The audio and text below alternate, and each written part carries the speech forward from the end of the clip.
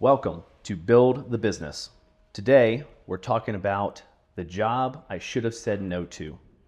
And you're going to know that feeling if you've ever been on a job and partway through, you realized that this job was hurting you. It wasn't filling your cup, it was draining you, and it just didn't align with your company. So, that's what we're going to dive into today. And John, when I say the words, the job I should have said no to, what comes to mind for you? A lot. A lot of jobs come to mind. But one in particular. I've got a job actually that we completed, it's probably been 5 years ago. I'll never forget, a week into the job was the day the COVID lockdown started. And it got very difficult, but because of the type of business that we were building, it was a manufacturing facility, it was a food processing facility, so they were considered essential, and we were allowed to continue to work on the job and continue building the job. When, during the process of doing the work, did you realize that this wasn't working? It didn't really hit home until we started getting close to the end. Everything How long was your project? Going smooth. From start to finish, well, we built that thing in pretty record time. Okay. We knocked that thing out, 35,000 square feet of warehouse and office space, and we knocked that thing out in 8 weeks, start to finish.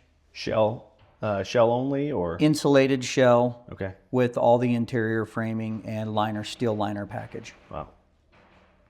Electrical and all that. I didn't do the electrical and everything. That was done afterwards. Okay. Yeah, so they came inside the liner, ran all the electrical and conduit and surface mounted everything. All the air lines, all the data lines, all the fire suppression system, everything was all surface mounted and exposed. Mm-hmm. So what was it at the end of the project where you were starting to recognize that there was a problem? At the end of the project, where it became apparent was we were having some problems getting paid our final check, which is always the big one. There was a lot of excuses. There was a lot of finger pointing on behalf of the owner. And I always try to look at, whenever there's a situation, I have to first go to the place of saying, what's my role in this? What did I do? What created this? What started this? So I'm always self-examining everything and looking at our end, because I want to make sure that if I am responsible for something, culpable, liable, whatever you want to call it, that I jump in right away, recognize that, and try to mitigate everything that I can. Mm-hmm. So when we started getting the excuses, the slow pay, all that type of stuff, that was when it really started becoming apparent. The job itself went really well. The job went really well. It was getting to the end and getting paid, and there was some issues. How'd you walk through that?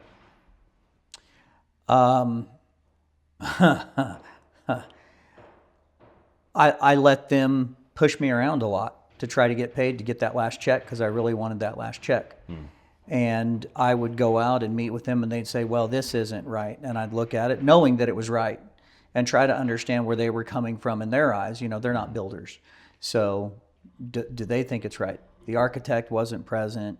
The responsible charge wasn't present. This was just me and them kind of going through some of those things. And I would agree to make some changes and fix some things. Mm-hmm. In exchange for, I'm going to get paid. I went through that twice. The third time, I made them put it in writing that I was going to get paid. I still didn't get paid. So they were just dragging it out. Yeah. It was an owner general situation. Oh, yeah. The owner was acting as the GC. The owner was acting as the GC. Yeah. Yeah, that's never fun. It wasn't. It was not. It was not. Um, hmm. How big was your team at that point? Your crew? Well, my crew, I was mostly a paper contractor, so I had subs that worked for me. I had 11 guys. I hired a good friend of mine that's a incredible erector out of Omaha, Nebraska, and this job was in Kansas City. He came down from Omaha to put it up. He was on site a grand total of 11 working days in snow and ice and all kinds of mess. He's really, really, really good. I want to say he had 11 guys total. Wow. At that point in time on his crew. He didn't skin the building. Okay. That was just getting the frame up, getting it all together and everything. I had even that 11 days. I mean, that's cooking 35,000. Oh man, it's about the size of this place. Oh man, he just did some incredible. It was 100 wide. Wow. It was a steel primary frame with wood secondary girts and purlins, and he came up with some really good ideas to assemble that roofing section on the ground. They laid it all out on the ground, brought in a big crane, and set that roof in 3 sections with a crane. It was pretty amazing.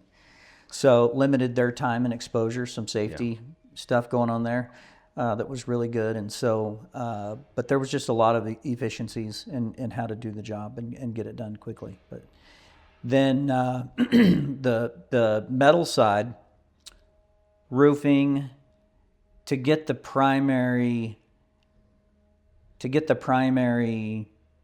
manufacturing facility done, as far as the shell goes, I want to say we had 18 to 20 guys on that crew. Wow. And they really, they went after it. We had a lot of winter weather, ice, snow, high winds. So we had a lot of days we couldn't work doing that. So we didn't have a lot of working days on the job either with that. When we got to the office portion, which is a lot more cut up, a lot more trim, a lot more detail, we narrowed that down to 6 guys. Okay. Our main 6 guys were in there doing all that work, and then they stuck around and framed out all the offices. Okay. So, I mean, fair-sized crew to get it done. Manageable. Not so big that it wasn't manageable, but big enough that we were able to attack it and kind of hit that efficiency level. Yeah.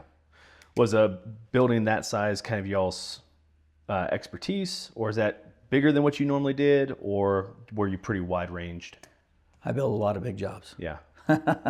So you're familiar with very familiar this kind of complexity, very at that familiar. scale. Exactly. Yeah. Cool. Looking back on it now, what would you say the cost was to you? Was it time, money, sleep, your reputation, stress? D, all the above? Right. D, all of the above. Yeah. Reputation-wise, probably not so much. I don't think that thing really affected my reputation too much, especially when everything, the building was done, completed. They were used. It was, the project itself went well. Pretty darn smooth. Yeah. It was just getting paid, and we found out in the end that we weren't the only ones. They did it to every single contractor on the job. Yeah. And that was, that kind of ended up being the big problem. So that created a lot of issues for me. As a contractor, you really don't have any profit until the end. Yeah. If you're really good. And so that hurt cash flow. It hurt future jobs. That drug out for so long. The process of finally just throwing up my hands and walking away was a year. Oh, wow. So you shelled it in, you said 8 weeks? We shelled it in 8 weeks. And then it drug out for a whole year. It drug out for 10 more months. Wow. Yeah. That's brutal. Before I finally walked away. I never saw another penny off I got a payment when we were done. I never got the last payment, the final payment. Do you mind sharing with us what you were out? 6 figures. Oh, yeah. Wow. Yeah. That's no joke. Yeah, that one hurt. Yeah. So a lot of missed opportunity costs, right? There's a lot of other things I could have been doing in the meantime. Yeah. To make money. So it hurt my business. Yeah. Right? It was a poor business decision on several fronts. Number one, there was some red flags up front that I shouldn't have taken the job. Number two, maybe my motivators for taking the job. That should have been a red flag to me. The third one is I, as a business owner, did not engage legal counsel early enough to issue the problem or to resolve the problem. And I should have. But by the time I even talked to my attorney about it, it was too late. Yeah, and that's what I wrote down here was, for a project that size, and if that was your norm, your specialty, did you have contracts in place? Because, doing a project that size, the risk of loss is so huge that it's, if things aren't in place, it could tank a business. If you're taking a loss on, 30 by 40, that's a lot different than a 35,000 square foot building. You can probably recover from a 30 by 40, but, a 6-figure loss, that could be the end of somebody, if they don't have their ducks in a row. So did you have contracts in place, or did that experience bring that awareness, or what did that look like? No, I had some pretty good documentation in place. Our standard contract was probably about 15 pages. Wow. For a project like that. What I didn't do was I didn't adhere to the contract of the consequences of non-payment. A lot like parenting. So I let that go for too long, trying to work through it. They were nice people. Mm-hmm. They were really nice people. They just had, they were coming from a bad place. Yeah. And so I let that, nice people, they're nice people, they're going to take care of it, they're big in the community, they're well known, very involved in their church and all that kind of stuff. I let that cloud my business judgment. Mm-hmm. Mm-hmm. And by the time I engaged my attorney, he read through the whole thing and came back to me, and he said, "You're going to have a really hard time trying to collect this money. There's actions that you spell out in your contract that you were going to take and should have taken, and you didn't," which a really good attorney on the other end can argue, well, you didn't enforce your contract, and now all of a sudden you want to enforce it. Yeah. You're in breach. Yeah. So that was a lesson learned. Yeah. Expensive lesson learned. Yeah.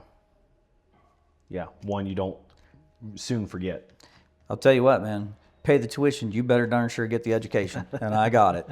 Yeah. The hard way, yeah. Which seems to be a lot of how I got a lot of my education. Yeah, you said something there was your own motives in it. What did you mean by that? Well, so I was always, I built my first pole barn when I was 14 years old. And I'm going to be 54 here in a few weeks. So I'm coming up on 40 years in doing this.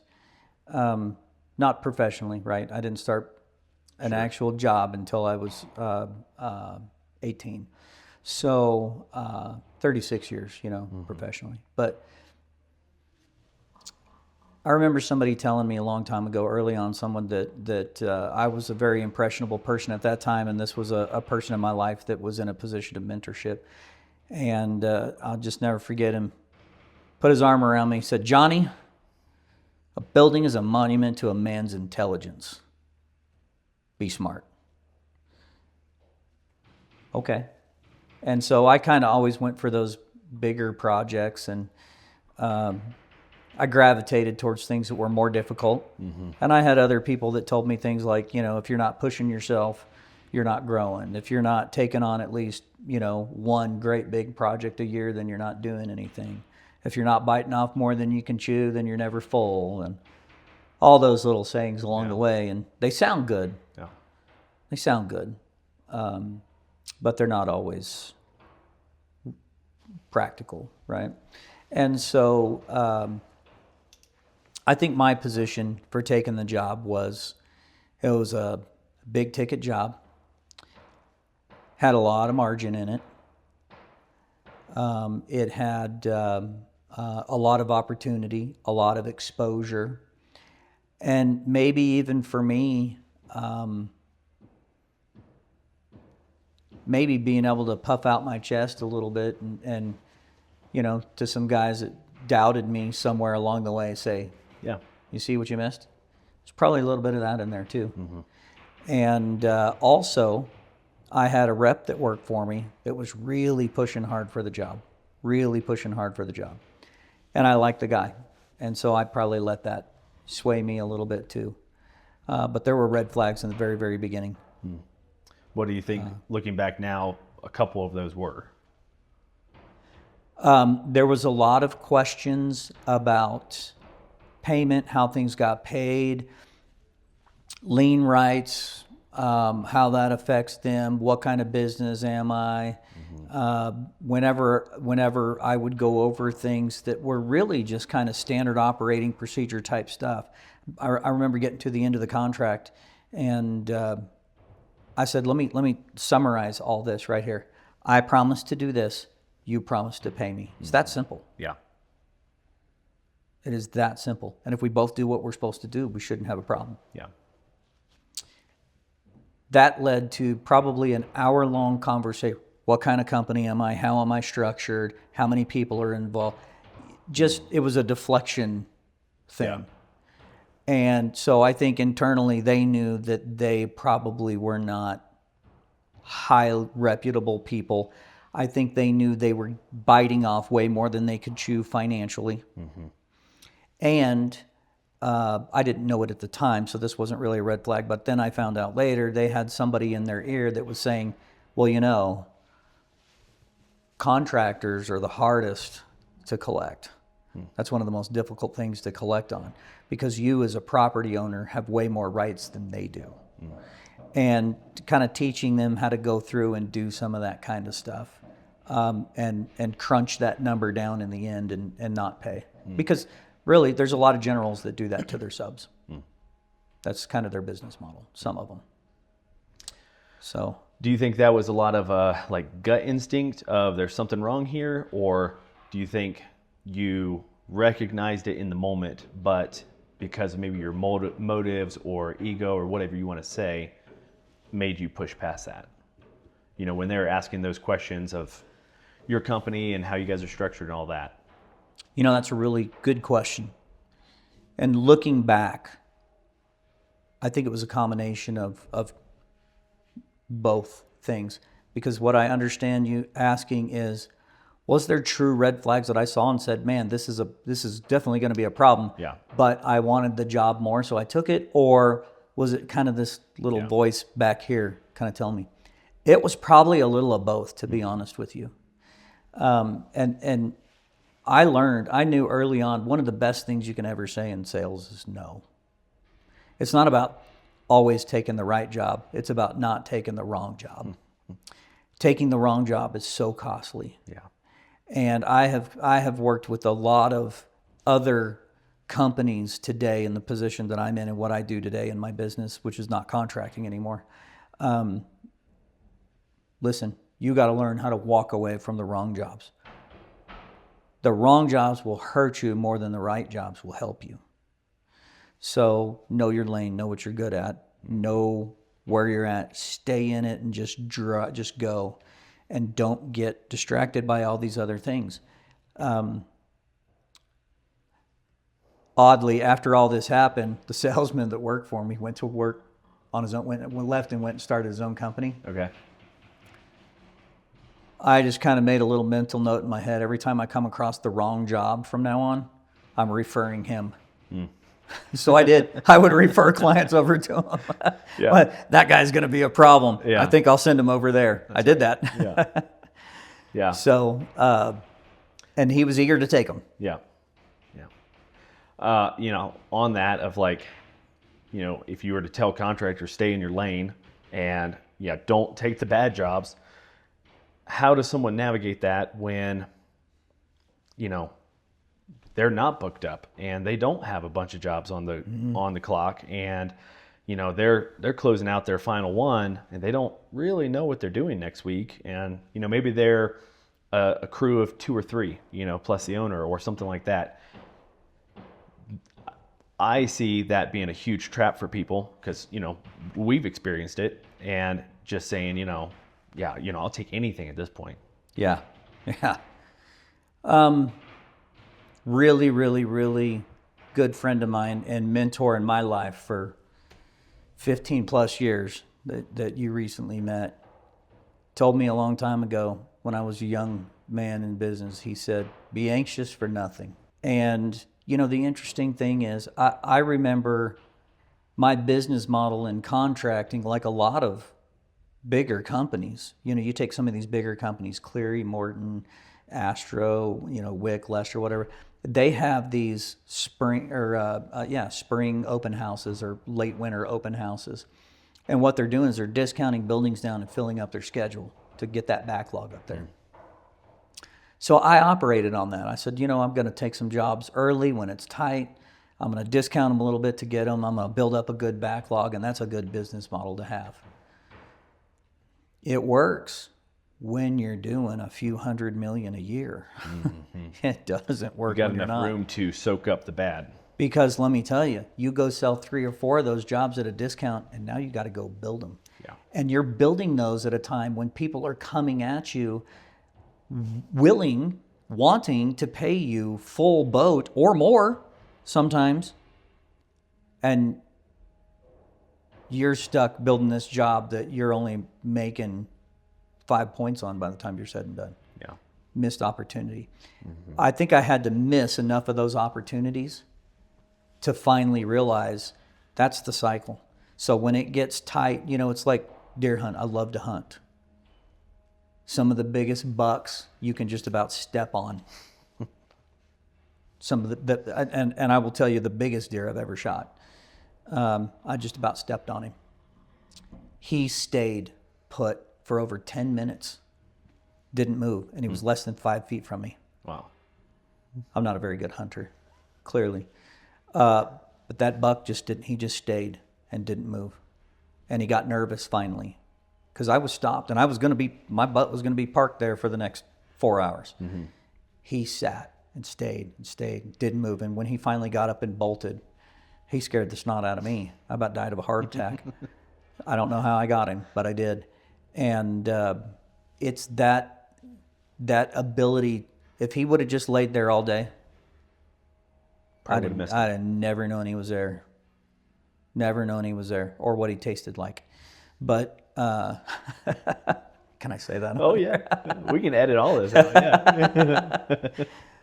So if he would have just stayed, yeah, I'd have never got him. And I think, I think a lot of that in business, patience, understanding, trust. I've had to learn to being in business, man, it's really taught me how to trust God more and to lean on Him more. And that's hard, right? Because if we're entrepreneurs and we're business owners, we're the type of people that are going to take matters into our own hands. Yeah. Wow. Is that a hard thing to do, to step over and say, I'm going to take this one thing right here, God, that's really, really, really important to me. I've got all this wrapped up into it. My livelihood, maybe my identity, financially, holy cow. And nothing's happening with it right now. And no matter what dials I tweak, I can't change it. So I'm just going to take my hands off and see what you do. That's pretty tough. Yeah. Really tough. I definitely have not mastered that one, let me tell you. But it's funny, the few times that I've done it, right around the corner. Mm-hmm. And so, which begs the question, then why don't you do it every time? Yeah. Because I'm hard-headed. And human nature. Yeah. So that would be my advice, is just try it once. Mm-hmm. Just try it once. Just say, next February, whatever the month happens to be for them, January, I'm not going to go take those discounted cheap jobs. Mm-hmm. I'm going to let my competitors take those. Yeah. I'm going to let them take the financial hit. Yeah. And I'm just going to sit, because I've made this statement, and I'm thinking through this right now as we're talking. I've made this statement before. I would have been better off to write that guy a check when I first met him and said, here, let me contribute $5,000 to your building project and walk away. And I would have been money ahead doing that. Yeah. So would you rather wait a couple of weeks and make 20 or get something in right now and only make 10 and put the same amount of work in? Yeah. And I understand the fear, the uncertainty of, I don't have work next week. We got to work. We got to do things. But would you rather lose money or make money? Yeah. Because losing money, you still have all your bills and all your overhead. And if you lose money, you're just behind that even. Yeah. But if you do nothing, you're just losing. You're just behind this. And Yeah. then you get that one job and it makes up for all of that. Yeah. And what it does to your culture, your people. Right. If they're working in, a job that's, you got a bad client, they're always out there on the job site nitpicking everything. I mean, nobody wants to work in that environment. So, in my eyes, it's also a protection of your own culture. Yeah. I'll throw one other thing in there, and this is sales psychology. When the minute you give a customer control, they don't give it back. They don't give it back. And when you acquiesce on price and lower the price, you gave him control in that job. And he knows he can control you now. We all do that. We go out to buy a car. And we start working on the guy, trying to get him down, And the minute we get a guy that we can get down or we get him to start moving or whatever, and then we just keep pushing and keep pushing it. So how far can I push this? Yeah. Right? And we say, well, I'm just being a good steward of what God's given me. I don't want to spend too much on a car, right? But I don't want to go to that guy's dinner table that night, sit down with his kids and say, let me tell you how much money I screwed your dad out of today. Yeah. If I can't afford it, I can't afford it. So in my personal life, I don't do that. I make it a point not to do that. It's kind of difficult, really. But I make it a point to try not to do that. But I definitely have learned how to not let a customer control me when it comes to price. If they're not willing to pay for me and what I do, if the only value that I bring is a building, I got the wrong customer. Yeah. So what I hear you saying in that is clearly, wherever you're at in your career, if you don't have it, sit down, take the time, and clearly define what you're about and what your values are. That's right. And stick to it. That's right. Figure it out. And if you can't figure it out, go find something else to do. Yeah. Or seek Quite counsel. honestly. Seek counsel from someone who's been there, done that. Yeah. Like yourself, you're almost 40 years in the industry. There's a lot of experience there that I don't really want to go replicate. Right? So yeah, if I can help it. Yeah, I've already been through the battles and the fights, man. Ask me, I'll tell you. So, it's you hit on a really big thing there in terms of what does a guy do in that situation, and it's really scary. Yeah, really scary. Unfortunately, a lot of contractors never move out of survival and into stability. They're in that survival mode all the time. And some of them are in different places in survival mode. And survival mode is a function of your revenue versus your outputs, but it's also a state of mind. It's also, and there are people that just live there. Yeah. In that survival mode, and they can't get out of it. Yeah, and it becomes their home, emotionally, spiritually. They don't even know it's happening, but it's becoming their emotional home. Is just being in that place, and because that's just what they're used to. And yeah, definitely have to find a way out of that. And yeah, being in a place of stability feels so foreign. And I can speak about this because I've been there, but it feels so foreign because you've lived in chaos for so long and just trying to survive till the next day, that stability feels wrong. You're absolutely right. Feel like we don't deserve it, Yeah. right? Or we're doing something wrong because things are actually working how they're supposed to in the system of the machine. And it's weird. And it's weird. It's like, no, I'm used to a lot of people coming at me, throwing me all these fireballs, and I'm just chunking them out of the park. That's what I'm used to. And then when that's not happening, it's like your brain's just like wigging out. Something's imploding somewhere. But no, it's actually doing what it's designed to do as long as you build it that way.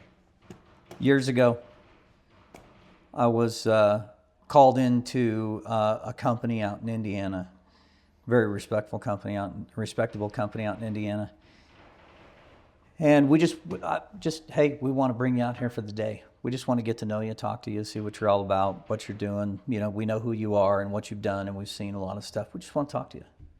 So I flew out there. We sat in a conference room like this, and we had the CEO, the president, the general manager, director of construction, and the sales manager in there.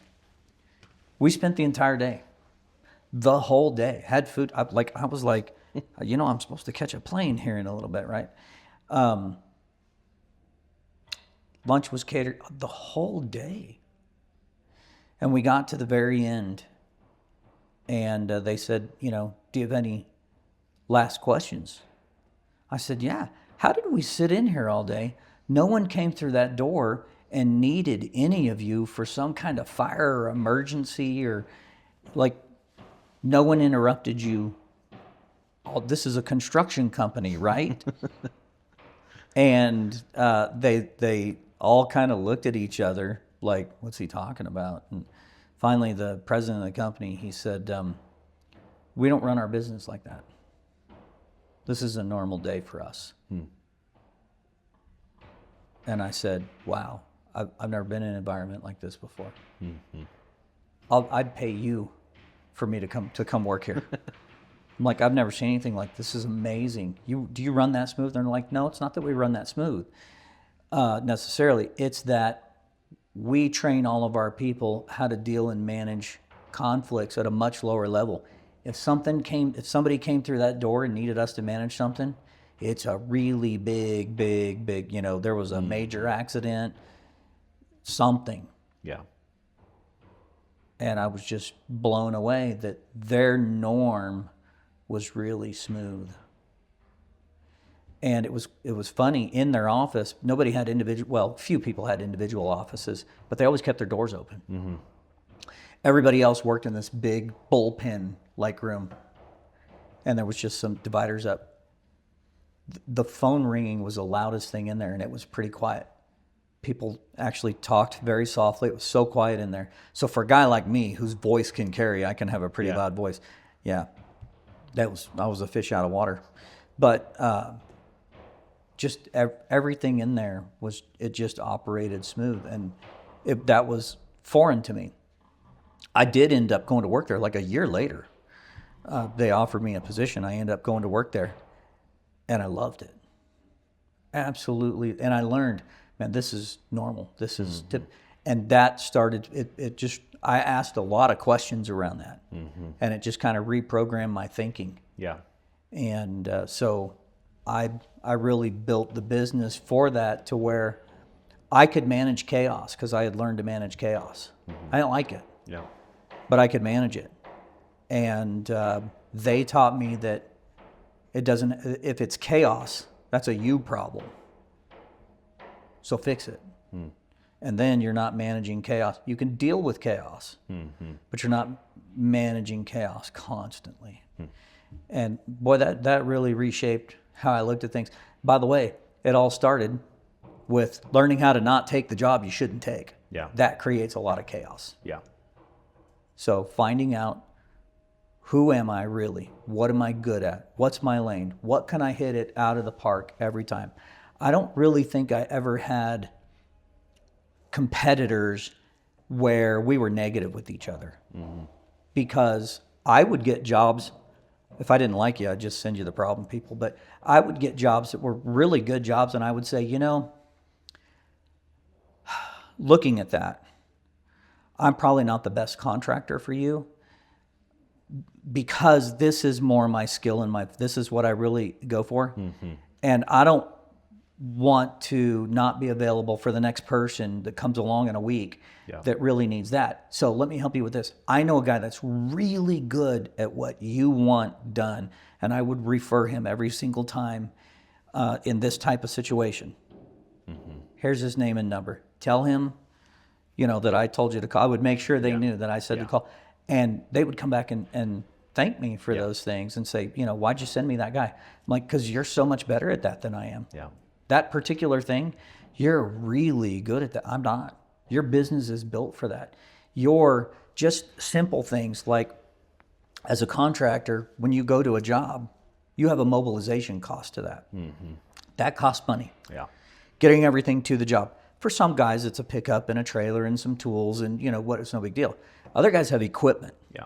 You might have to make 3 or 4 trips to the job. I had telehandlers and skid steers and scissor lifts and all that kind of stuff. My mobilization, before that was the norm, my mobilization costs were high. If you came to me for a 30 by 40, I was going to be so high it would make your eyes roll. Yeah. Because it was, at that point in time, you could buy that building from Joe Blow, Chuck in a truck for $8,500. I was going to start at 20 because of my mobilization costs. That was going to be $4,000 or $5,000 of it right there. And then this is what I'm good at, and this is my overhead and what I need to do in a day and what my guys get paid. And see, so I wasn't good for those jobs. But there was other guys that could make good money and still be competitive on those jobs. So just if you know that where your lane is and just drive on that and get good at it. Yeah. And one thing I picked up on that is, I think a lot of people, well, I should say in the past, my brain would tend to go, if someone's coming to me for a service and I say no, I'm, not sure the right way to say it, but hurting that customer. Right. And turning this down. But in reality, if you know that, Joe Smith down here can serve that customer at a higher value and better product for what that customer needs, you are serving that customer. It's just not coming through your door, but you're giving them more value by getting them to the right people that is their lane. If it's something outside of your lane, maybe you're not going to give them the most value. You might think so because you accepted the job, but Joe Smith could have done it better. It would have been more value to the customer. It's really funny. Another job comes to mind where the guy was a referral. I had built for a friend of his, and I got along with this friend super well. Like a lot of my clients, I ended up becoming really good friends with a lot of my clients. Not all of them, but a lot of them. And these people were referred to me, and I looked at the project, and I said, what you're trying to do there, that's just not my skill set. That's I can do that, but I'm going to be ridiculously expensive. And so I would really, if I were you, I would seek out a contractor that's his skill set's really set for that. And he said, well, you come highly recommended, you built for my buddy and everything and blah, blah, blah. And I said, yep, and we're great friends. But his job's a different job. It's a different kind of job, right? And anyway, we kind of went back and forth on this. And he's like, I'm willing to pay you whatever, you want to do the job. He's like, people drive around. They know your work when they see it. You're who I want. And he was just trying to throw money after it and get me to do it. And he was a good guy. I didn't really, there was no red flags of this guy's going to be a problem or anything like that.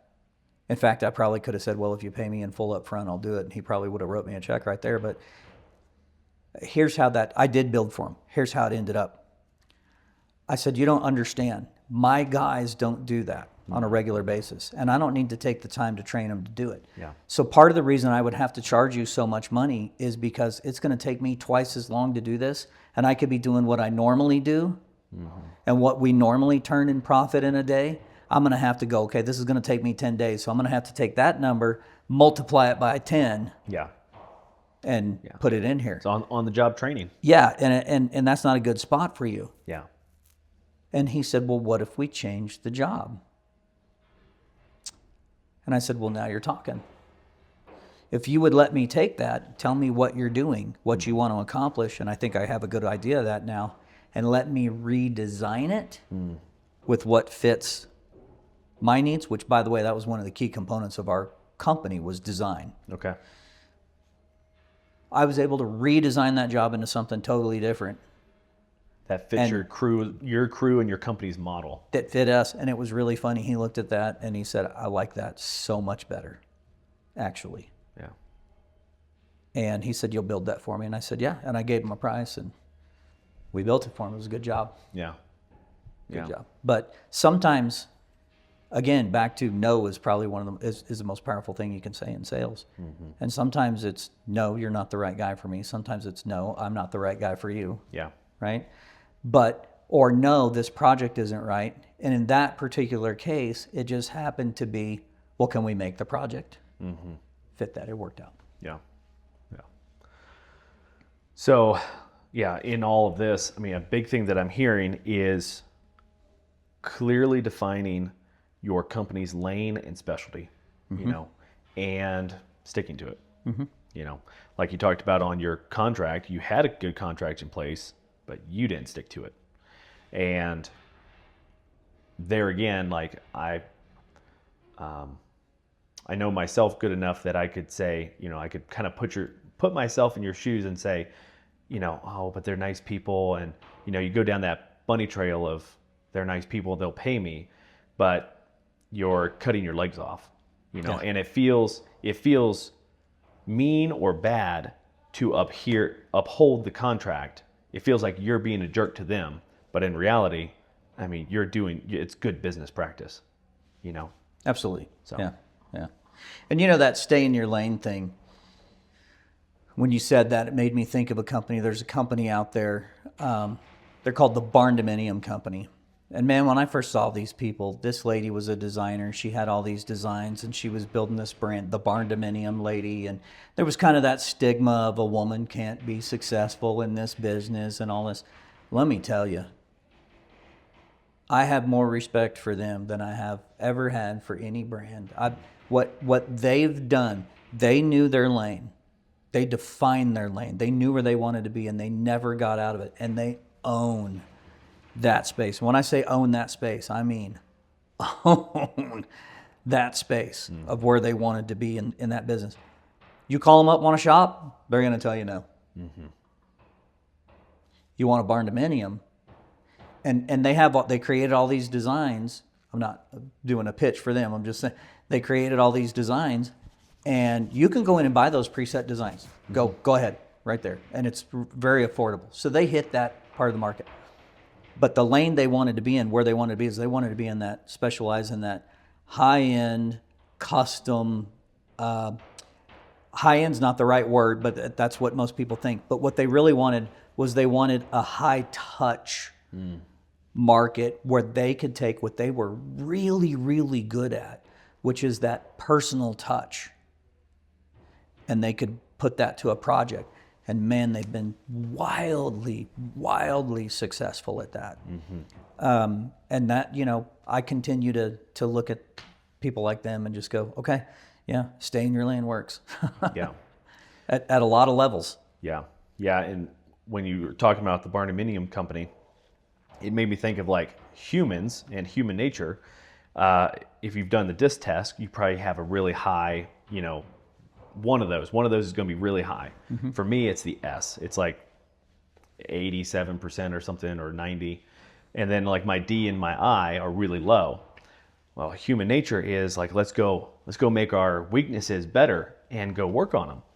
Well, what I've begun to understand and redirect, and I think it applies to business as well, is no, go work on your S and make your S even stronger. Because even if you do work on your D and your I, there's a cap to that. I mean, if you're at 15% and you work and work and work and you nose to the grindstone and you get it to 30, well, you still suck. Yeah, you're not. You still suck. Yeah, go So- higher around that. Yeah. Higher around your weaknesses. Yeah. People with those strengths. Yeah. You know why you and I work well together? We're opposites. Do you know what my two highest are? It'll either be D or I. I am off the charts D, and right next to it I. Yeah, and I'm S and the C. Yeah. So And so you know that we're talking about Gallups now, strength finders, right? And strengths finder says God created us the way He created us, and with a set of strengths, and it just identifies your top 5. We live in a society that says if you have a weakness, in order for you to be a more productive, better person in society, you need to fix that weakness. I remember my dad telling me that so many times when I was a kid. You suck at this. You need to fix it. To say that we're not whole or right unless we fix those things and change who it is to say that God's design for us is fallible. yeah, I really don't want to stand in front of Him and answer for that one yeah, someday. I got plenty of other things to answer for. Yeah. Don't need to answer for something else that dumb. yeah. So, And it doesn't mean to avoid those areas. No. Or just disregard them. Have awareness there. Know 'em. But know them. But Yeah. know where that starts and stops. and team up with people. Yeah. When you have a project that needs that, team up with somebody that has that. You know, my strengths, I have to team up with people that are a little softer than I am because I don't deliver the message real well. My message comes in like a cinder block moving at 100 miles an hour, right? Not a feather that just lands and glides across the table. So when I have to deliver a message that way, I know I'm not the right person. I got to find somebody, you know, who do I know that can help me deliver this message and do that? And a lot of things. In my case, I have focused more time understanding. There's 37 strengths, I think, in that. I've spent most of my time in that strengths finders world, not understanding my top 5, but understanding the other 32 to be self-aware and go, "Ooh, bad spot for me to be." Yeah. Right? I'm going to get hurt or hurt someone in this area. So let's find somebody else who can do that. Yeah. And that's, we can take that right down to our business, because that's what that tool is meant to be. Yeah. It's just, you know, knowing yourself and knowing what you do. So if you were to look at your business and say, what are our core strengths as a business? Man, focus on those and drive on those and farm out the other ones. Yeah. You know, I know people that make a lot of money in concrete. I know guys that charge more per square foot and can't make a penny in concrete. Yeah. Not their strength. Yeah. But the guys that are making money in concrete, there's a certain thing about them. They're just a little off. No, I don't mean that. I do, but I don't. Yeah. You know, they enjoy getting in there and Yeah. getting on their knees on the skis and everything and just working that floor and they're quick at it. They're good at it. And they can spot when that concrete's flashing and it's turning, when they need to get on it, when it's too soon. Or, you know, the guys that aren't making money at it, it's because they never learned how to read that concrete or even understand the chemistry of what's going on in the environment, that it might flash faster or slower. Yeah. And when I need to get on it earlier. And I've seen guys put power trowels on concrete floors that just Sink them. what made you think, you know? Yeah. And I'm not a concrete finisher, by the way. So, nope. I subbed that stuff out to really good people when I was in the business. And I made money doing that. And they made money doing that. Yeah. Yeah. So, yeah, it's all about staying in your lane and Yeah. making it work. Do what you do well and be good at it. Yeah. Cool. So to kind of wrap this up and put a bow on it, the things that I'm hearing out of this are, you know, figure out the personality of your business, the disc assessment of your business, so to speak, what you're good at, what you're going to focus on, and and stick to it. And then adhering to your own rules. Your own rules that you set in place, adhere to them because they're there for a reason. They're there for protection. Well, I appreciate your time.